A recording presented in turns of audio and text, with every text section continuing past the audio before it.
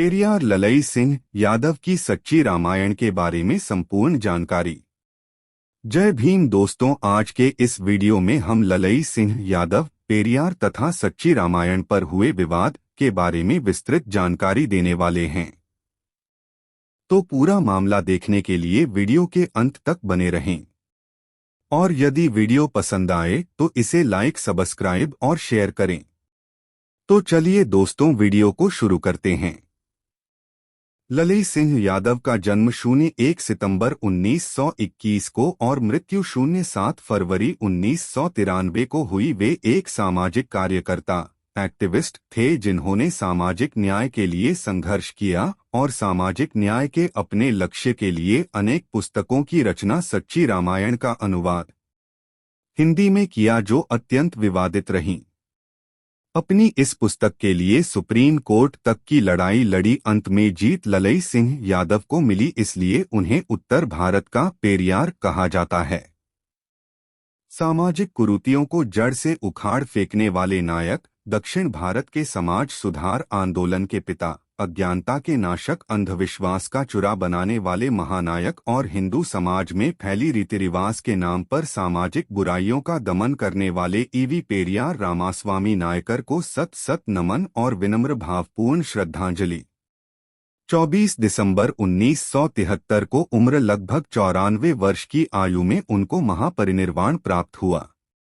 उनके महान कार्यों को नमन। ऐसे पराक्रमी, कर्मयोगी महापुरुष का जन्म युगों युगों बाद होता है। Advocate Mukesh Bharti, civil court, Lakhimpur Kheri, Uttar Pradesh. Periyar कौन थे? Who was Periyar?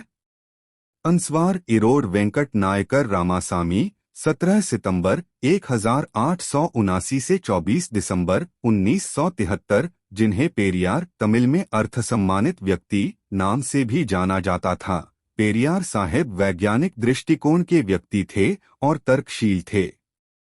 20वीं सदी के तमिलनाडु के एक प्रमुख राजनेता व दलित शोषित गरीबों के मसीहा थे और बाबा साहेब डॉ भीमराव अंबेडकर के समकालीन थे। अपने सिद्धांतों से समाज में फैली बुराइयों का नाश किया। इन्होंने जस्टिस पार्टी का गठन किया, जिसका सिद्धांत जातिवादी व गैर बराबरी वाले हिंदुत्व का विरोध था। पेरियार अपनी मान्यता का पालन करते हुए मृत्यु पर्यंत जाति और हिंदू धर्म से उत्पन्न असमानता और अन्याय का विरोध करते रहे। ऐसा करते हुए उन्होंने लंबा, सार्थक, सक्रिय और सौद्देश्यपूर्ण जीवन जिया था।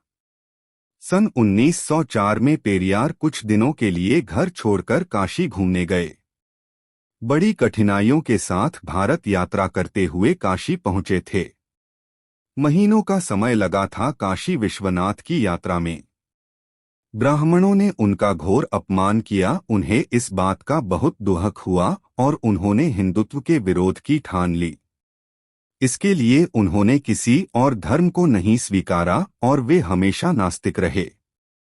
इसके बाद उन्होंने एक मंदिर के न्यासी का पदभार संभाला तथा जल्द ही वे अपने शहर के नगरपालिका के प्रमुख बन गए।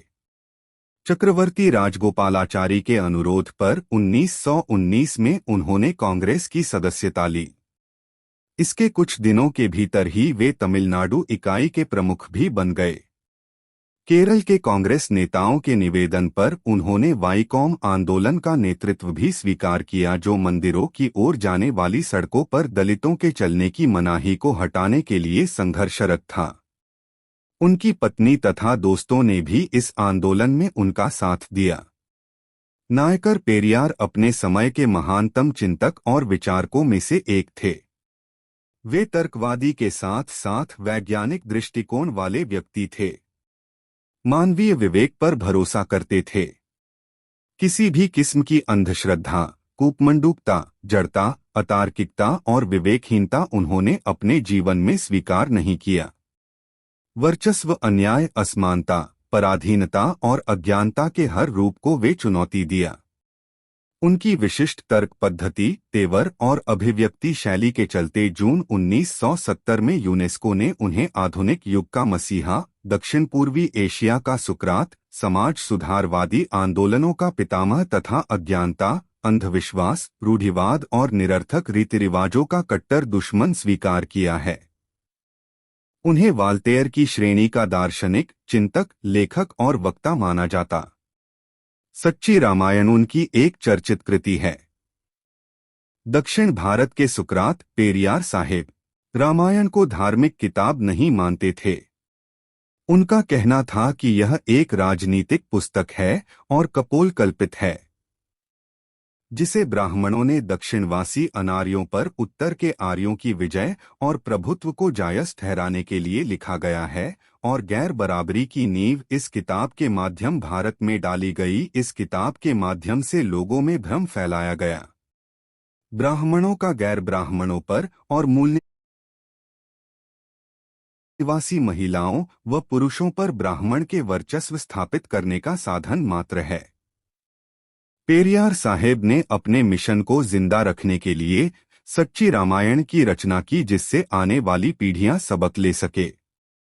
रामायण की मूल अंतर्वस्तु को उजागर करने के लिए पेरियार ने वाल्मीकि रामायण के ब्राह्मणों द्वारा किए गए अनुवादों सहित अन्य राम कथाओं जैसे कंब रामायण, तुलसीदास की रामायण, रामचरितमानस, बौद्ध रामायण, जैन रामायण आ के अनुवादों तथा उनसे संबंधित ग्रंथों का सम्यक अध्ययन किया था। इसके साथ ही उन्होंने रामायण के बारे में विद्वान अध्येताओं और इतिहासकारों की टिप्पणियों का भी गहन। दक्षिण भारत के सुकरात, पेरियार साहेब रामायण को धार्मिक किताब नहीं मानते थे।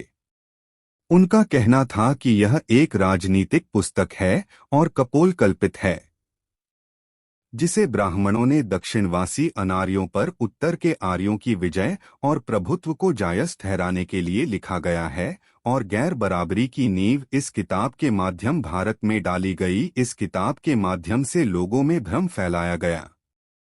ब्राह्मणों का गैर ब्राह्मणों पर और मूल निवासी महिलाओं व पुरुषों पर ब्राह्मण के वर्चस्व स्थापित करने का साधन मात्र है। पेरियार साहेब ने अपने मिशन को जिंदा रखने के लिए सच्ची रामायण की रचना की, जिससे आने वाली पीढ़ियां सबक ले सके। रामायण की मूल अंतर्वस्तु को उजागर करने के लिए पेरियार ने वाल्मीकि रामायण के ब्राह्मणों द्वारा किए गए अनुवादों सहित अन्य राम कथाओं जैसे कंब रामायण, तुलसीदास की रामायण, रामचरितमानस, बौद्ध रामायण, जैन रामायण आदि के अनुवादों तथा उनसे संबंधित ग्रंथों का सम्यक अध्ययन किया था। इसके साथ ही उन्होंने रामायण के बारे में विद्वान अध्येताओं और इतिहासकारों की टिप्पणियों का भी गहन अध्ययन किया। उन्होंने करीब 40 वर्षों तक अध्ययन करने के बाद तमिल भाषा में लिखी पुस्तक रामायण पादीरंगल में उसका निचोड़ प्रस्तुत किया। यह पुस्तक 1944 में तमिल भाषा में प्रकाशित हुई थी। इसका जिक्र पेरियार की पत्रिका कुदी अरासू गणतंत्र के 16 दिसंबर 1944 के अंक में किया गया है। इसका अंग्रेजी अनुवाद द्रविड़ कशगम पब्लिकेशंस ने the Ramayana a true reading नाम से 1959 में प्रकाशित किया गया। इसका हिंदी अनुवाद 1968 में सच्ची रामायण नाम से किया गया। हिंदी अनुवाद के प्रकाशक ललई सिंह यादव और अनुवादक राम आधार थे। ललई सिंह यादव उत्तर प्रदेश बिहार के प्रसिद्ध मानवतावादी संगठन अर्जक संघ से जुड़े लोकप्रिय सामाजिक राजनीतिक कार्यकर्ता थे। 9 दिसंबर 1969 को तत्कालीन उत्तर प्रदेश सरकार ने सच्ची रामायण पर प्रतिबंध लगा दिया। इसी के साथ पुस्तक की सभी प्रतियों को जब्त कर लिया गया।